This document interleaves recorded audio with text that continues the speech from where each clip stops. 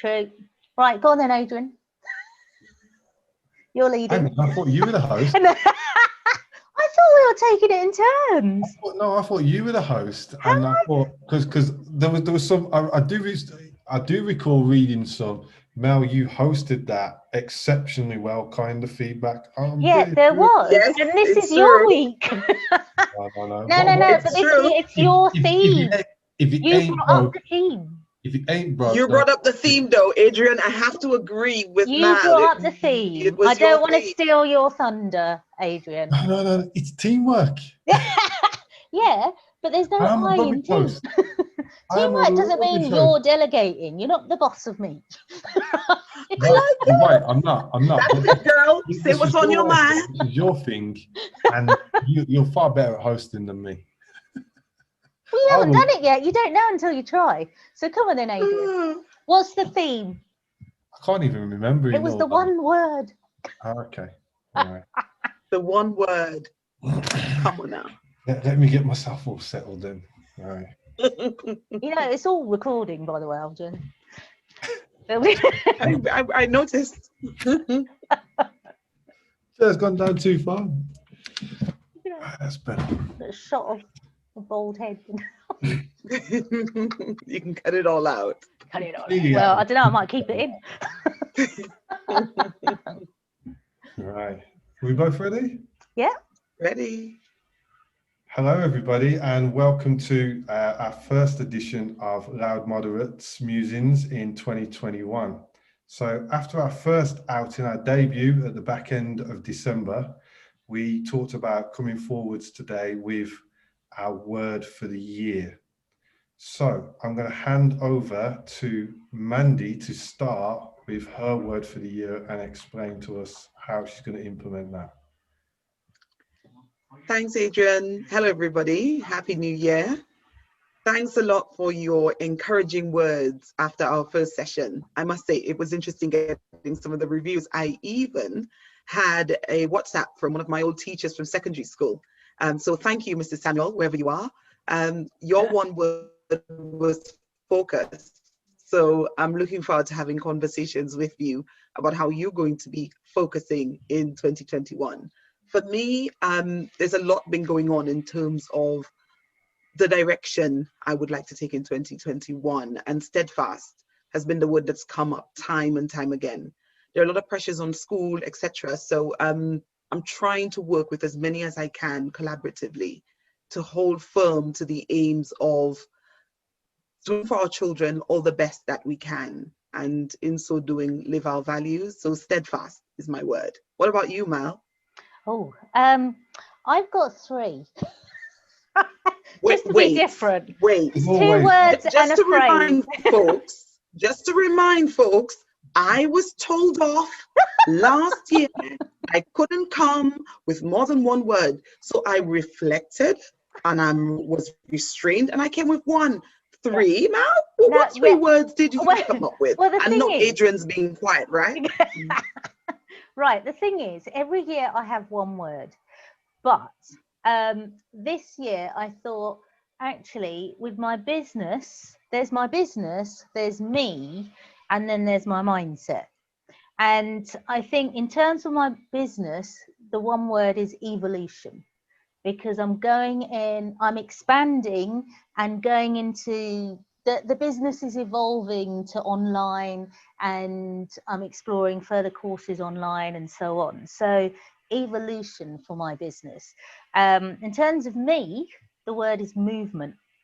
Last year, there was very little movement, mainly because the first 6 months I was ill, and I'm pretty sure I had COVID.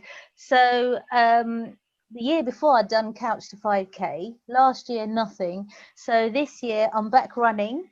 I've done my 5th run this year, and yeah, so it's movement. I did a stretch class today. I've started dancing again, and and my mindset is no excuses. So the other day it was really frosty. I got up and I said, I'm not saying a word. I'm not going for a run because it's too frosty in the ground.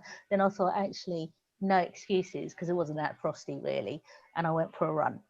So that's me. Okay. Okay. Yeah. What about you, Adrian? So my word is similar to yours. I'm not going to use the full depiction of yours. Mine is evolve.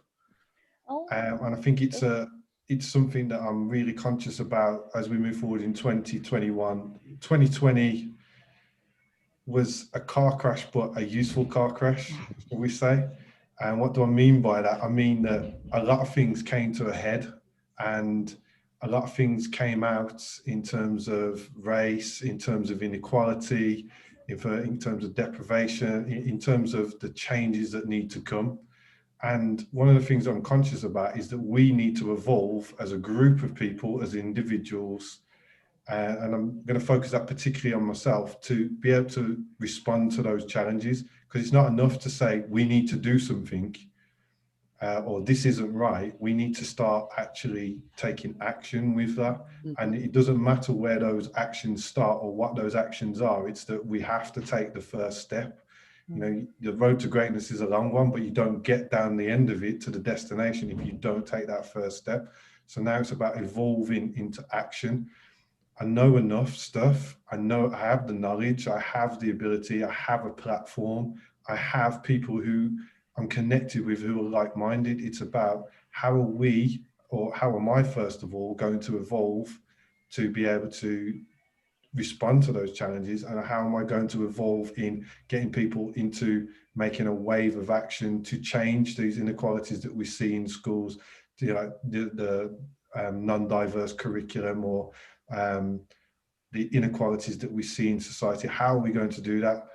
Because that's what's going to make the change. And I think 2021 is a big year for that. So it's how do I evolve to be, you know, and I say just, I hate the word just, but from just being a teacher, just being a senior leader, to being somebody that makes impactful change or inspires impactful change in others, helps things to evolve from their current position, because what we all know is it's not good enough. It's not where we want it to be. So evolve is the word. nice. Fantastic. That sounds really amazing. No, it's Thank you. fantastic. Thank you. So let's change the tact a little bit. So we've all got our word or words. Phrases. Not looking at anyone in particular. What would you say is your target, or you know, your kind of goal for the first quarter of the year in towards achieving that word for the year, or applying that? Mel, you can go first this time. I think for Oh, Mandy was ready. Okay, Mandy, you go. I think for me, it's about ensuring in the next 4 months that I have continued to work with at least 3 or 4 persons with a mindset looking at diversity. So I'm going to keep steadfast with that goal. I planned it from September last year. There were particular persons that I wanted to work with. And I'm going to hold steadfast to that aim of collaboration and work with those persons. I've already started working with Hannah Wilson, and that's going really amazingly in terms of regaining your mojo, hourly based sessions, resilience leader sessions, and also doing a real women's program with her. And I'm also looking at the diaspora, the St. Lucian diaspora. We started off with a magazine last year called Focus 2020. So of course we can't do Focus 2020 in 2021. So it's going to evolve, using your word there, Adrian, into something a little differently this year. So I'm going to hold steadfast to that aim to collaborate with at least 3 or 4 persons, and I've got 3 persons already in mind for that. So come April this year, we'll see how far we've gotten. Awesome, sounds brilliant. I look forward to hearing more updates on that. Mel? I just wanted to say I had a read of that, was it St. Lucian newsletter? That was fantastic. I really enjoyed reading it. Yeah, I thought it was very good. Yeah, me, 4 months. Well, I'm pretty sure we're still going to be in lockdown. Not to put a downer on it. I mean, for me, that's great because I've got the kids at home and I love that. But that also means that I'm down to 2 days a week. So it's going to be difficult to hit targets that I'd normally do. And something that I've been working on really hard since I left schools is trying to do less or trying to tell my brain that actually I don't have to do it all now. And that's part of the mindset thing as well, that I think at schools everything was now, it needs to be done now, and working at 100 miles per hour. And actually this is my business. There's not a now. The only person putting pressure on me is me. So in that sense, I think I need to be more realistic with my targets. So in 4 months, hopefully I'm hoping to run 5K by 4 months, the end of 4 months. I should have done that. I'm doing about 3K now. And in terms of my business, I think it's just getting on the road to start building these new courses online. Yeah, I think it's taking my time and not trying to be impatient with myself, because I've only got 2 days a week to do it. So yeah.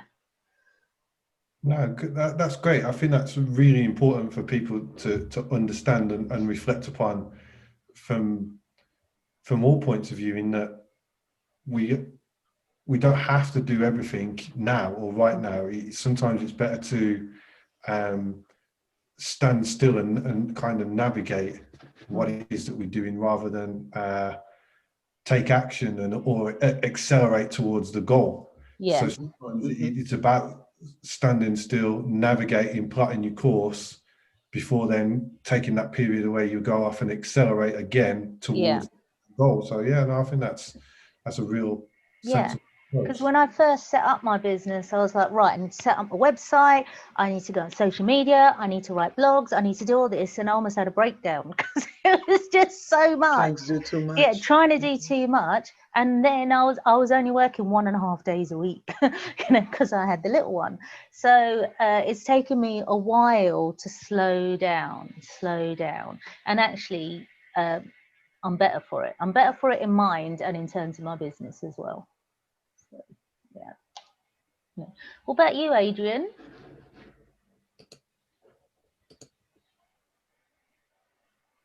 I think Adrian's connection a little unstable there. Can you still hear us, Adrian?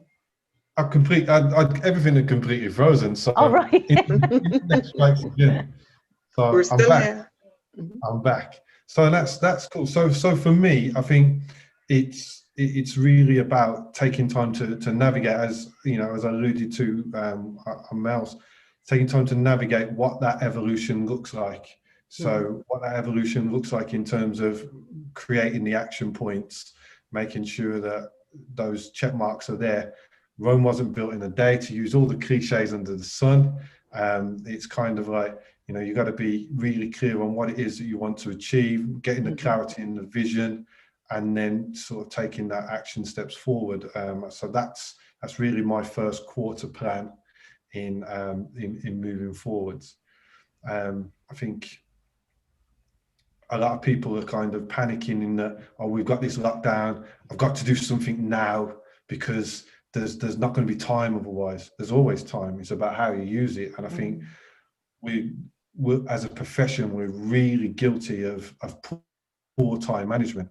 And what I mean by that is that our time management isn't managed effectively, because it's always, I don't want it done now, I want it done right now. And rather than taking that time to kind of consider and build it. And I think it's something that we're guilty of as a profession, making almost a sweeping statement. So it's just, for me, it's really taking a little bit of time to take stock and slow down the pace a little bit, to make sure it's really clear on when I do accelerate, it's towards the right target. Yeah, I think that reflection is really important. Yeah, I'd absolutely agree with that. And I think, you know, thinking about listening to what you're saying and thinking about adapting to the new way of working, and looking at how schools are off, I'm wondering how many schools are focusing on that one word of adapting their practice so that online learning can be done with a wide range of children, especially those without the facilities to access the online learning. And you know, yesterday BBC putting on all those lessons. I think it started at 9 o'clock on CBBC, thinking about the PE solution from, what's his name? Who can remember Joe his Wicks. name? From Joe Wicks. I think he has a YouTube channel, and all different persons finding interesting ways of getting children learning. The question that came up this morning in a conversation was, what do you do with those persons who aren't quite ready to adapt?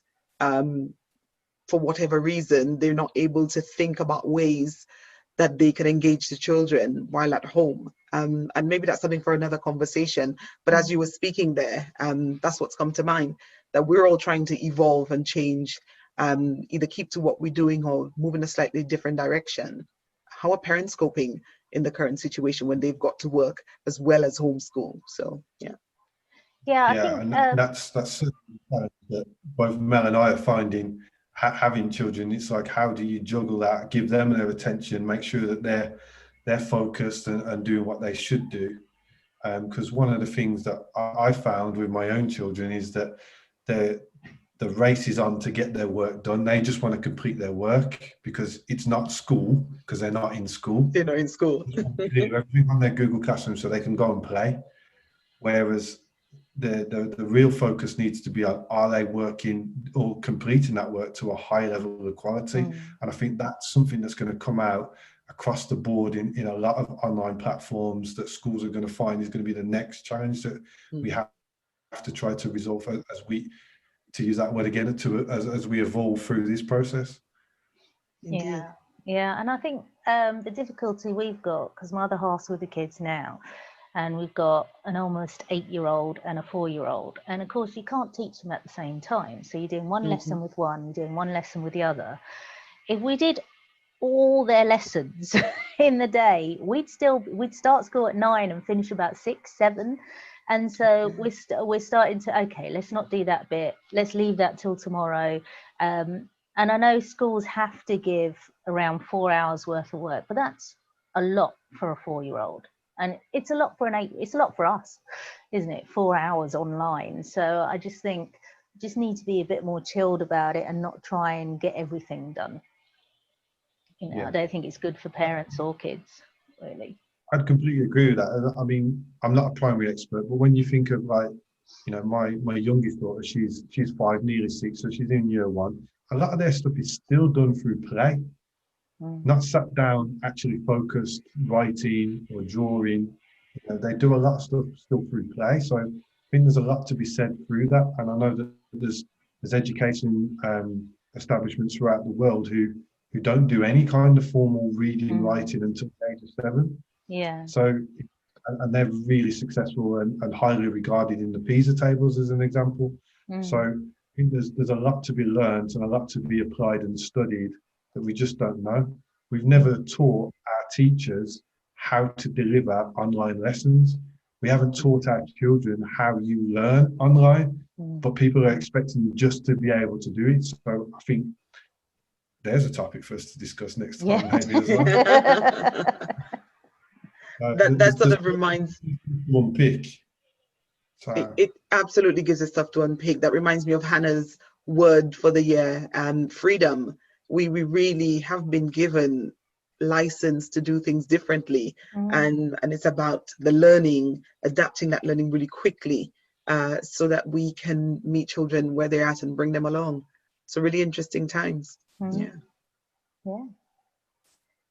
Yeah, definitely. Right, so viewers, we're going to wrap that session up, and we're going to move on and join us soon for our next installment. But before that, it'd be really nice for you in your feedback and in the chat via Twitter, YouTube, social media, if you can share with us what your word for the year is and how you're going to apply it. So thanks for tuning in. We'll see you all for another installment very soon. Yes, indeedy. And before we go, one last thing. It's Mal's birthday. You got nowhere with that, didn't you? Oh yeah, totally. I didn't think anybody noticed. How could I forget? Happy birthday, Mal. I hope that you're enjoying it. Yeah, always with you two. Yeah. Hope you've had a great day, and we'll continue to have one, Mel. Cheers.